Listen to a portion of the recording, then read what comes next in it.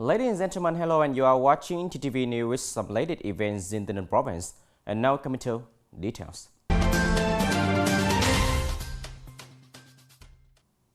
Ladies and gentlemen, last Friday afternoon, Mr. Lê Minh Hoang, member of the Party Central Committee, Minister of Agriculture and Rural Development, had a working session with the leaders of Tay Ninh province. On the side of Tay Ninh province, there were Mr. Nguyễn Thành Tâm, member of the Party Central Committee, Secretary of the provincial Party Committee, and Chairman of the provincial People Council, and Mr. Nguyễn Thanh Ngọc, Chairman of the provincial People's Committee. Mr. Trần Văn Chiến, Vice Chairman of the Provincial People's Committee, reported on the socio-economic development of the province in the first quarter of 2021. He said that despite facing many difficulties in the first months of 2021, Tay Ninh has successfully implemented the dual mission and achieved important results. Mr. Trần Văn Chiến also raised some difficulties and recommendations of Tay Ninh province to the Ministry of Agriculture and Rural Development for consideration and support. Minister Lê Minh Hoang acknowledged the results that Tay Ninh achieved over the last time regarding the issue of diversifying the targets of Dau Tieng Lake. He asked Tay Ninh province to assign a research team to create ideas in advance for the process of coordinating with various units to find more reasonable regulations. He said that Tay Ninh should connect, learn from the experience of the high-tech agricultural park in Ho Chi Minh City, consult with successful enterprises. The province should keep studying on the west region of Cô Đông River, paying attention to the area that enjoys water resources, using and promoting this project for the farming sector properly. On behalf of the provincial leadership, the Secretary of the Tay Ninh Provincial Party Committee, Nguyễn Thành Tâm, acknowledged the opinions of the delegates, the direction of the leaders of the ministry. Tay Ninh will implement the local socio-economic development target more effectively.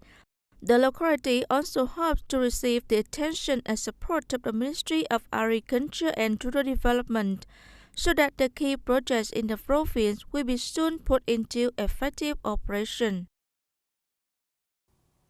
On April 16, Minister of Health Nguyễn Thanh Long chaired a national online conference with the health sectors in 63 provinces and cities on strengthening the prevention and control COVID-19 pandemic and the COVID-19 vaccination. At Tay Ninh report, there were Dr. Nguyễn Văn Cường, Deputy Director in charge of the Department of Health and Standing Deputy Head of Tay Ninh Provincial Steering Committee for COVID-19 Prevention and Control, and representative of the medical units directly under the department. Minister of Health Nguyễn Thanh Long emphasized that the world has been widely deploying the COVID-19 vaccination, but the pandemic is still a big challenge and leading to economic crisis in many countries. Vietnam has already launched the COVID-19 vaccination campaign using the AstraZeneca vaccine for more than 70,000 people on the front lines of the pandemic in 19 provinces and cities, with the vaccination process implemented at the highest safety level and different from other countries around the world. Vietnam hasn't recorded any cases of blood clots after immunization so far. The country will continue its COVID-19 vaccination program as planned, and the Ministry of Health is making efforts in the supply of vaccines in the coming time. 811,000 doses of vaccine sponsored by COVAX facility arrived in Vietnam on April 1st and were distributed to localities in accordance with the Resolution number 21 of the government. The Ministry of Health urged localities to complete the first vaccination campaign before May the 5th. As for localities that don't use up all the vaccines, the Ministry of Health will recall the vaccine to prevent the vaccine being discarded due to the expiration date. The shelf life of the vaccine is May 31st, 2021. Ladies and gentlemen, after the third negotiation conference finalized the list of 8 qualified candidates to run as deputies of the 15th National Assembly, the Vietnam Parliament from Committee of Tay Ninh Province continued to hold the third negotiation conference to select eligible candidates for the election of deputy to the provincial People Council for the term 2021-2026. The Standing Committee of Vietnam Fatherland Front of Tay Ninh Province presented the third negotiation conference with a list of 96 people to be chosen as the qualified candidates for the election of deputies to the People's Council of Tay Ninh Province for the 2021 and 2026 term. However, 8 people have withdrawn. The Vietnam Fatherland Front Committee of Tay Ninh Province made minutes of the conference results and agreed to make a list of 87 qualified candidates to run as deputies of the Provincial People's Council for the term 2021-2026. After the conference, the committee will hand over the candidate list to Tay Ninh Provincial Election Commission, as well as hold voter contests and election campaign for the candidates.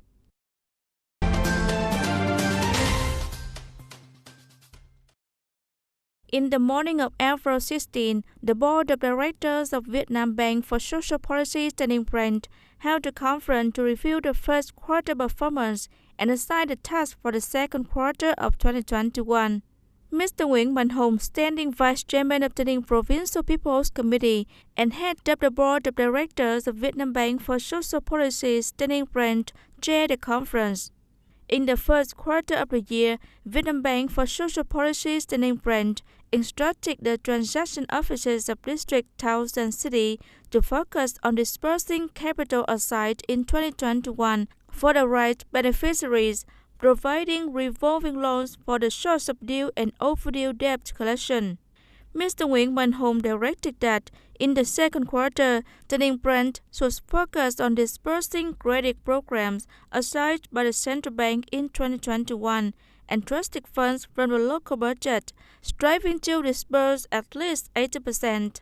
The branch needs to implement plans to check and supervise social policy credit activities in the province to best meet the needs of beneficiaries. The project of preparing and enhancing the safety for Dau Tieng Phuoc Hoa Dam has been implemented. The investor is Dau Tieng Phuoc Hoa Irrigation Exploitation One Member Limited Liability Company. Currently, the successful tender is speeding up the construction progress. The leader of Dau Tieng Phuoc Hoa Irrigation Exploitation One Member Limited Liability Company said that the project has a total investment capital of nearly 160 billion Vietnam dong, divided into 2 large tender packages. The company is cooperating with 2 construction units to quickly implement the infiltration part of upstream and downstream and complete the sections in accordance with the design so that the construction works can be completed on schedule. The project is expected to be constructed in 21 months and completed by the end of the year. Ladies and gentlemen, over the last time, the construction of new style rural area has become a widespread movement throughout Tân Châu district, making the rural appearance recently changing. Improving people's life, social culture has made many progress. Political security, social order, and safety are stable and solid. Tân Châu district so far has 6 out of 11 new style rural communes. After more than 10 years of implementing the National Target Program on building new style rural areas, with the involvement of the whole political system, the positive response and participation of all classes of people, creating ways and reasonable steps, Tân Châu district has achieved many results. By the end of 2020, the whole district had 2 more border communes to meet the standards for new style rural areas, including Tân Đông and Tân Hoa communes, increasing the number of communes meeting new rural standards in the district to 6 out of 11 communes, of which 4 are border communes. As embarking on implementing the new rural construction program, Tân Đông commune faced many difficulties. The commune leaders have determined that building new style rural areas is the responsibility of the entire political system, with the participation of the entire population. Therefore, propaganda and advocacy have been deployed to the people in various forms. The commune also promoted the exemplary and sense of responsibility of the contingent of cadres and party members. The movement to join forces in building new style rural areas since then has spread widely, encouraging people to participate. determining that the construction of new style rural areas is a continuous long-term process and is the task of the whole political system. In the coming time, Tân Đông Commune continues to comprehensively improve the quality of criteria, build a synchronous and modern socio-economic infrastructure to meet the needs of the people. Like Tân Đông Commune, Tân Hoa brought the commune into the construction of new style rural areas with a low starting point. However, the commune steering committee for the program on building new style rural areas has synchronously taken many solutions, prioritizing the implementation of necessary infrastructure items, especially using propaganda and advocacy as a breakthrough. Therefore, helping people see their interests, responsibilities, and roles to voluntarily contribute to the program implementation. This approach has helped Tân Hoa to comply with the proposed roadmap for new rural construction.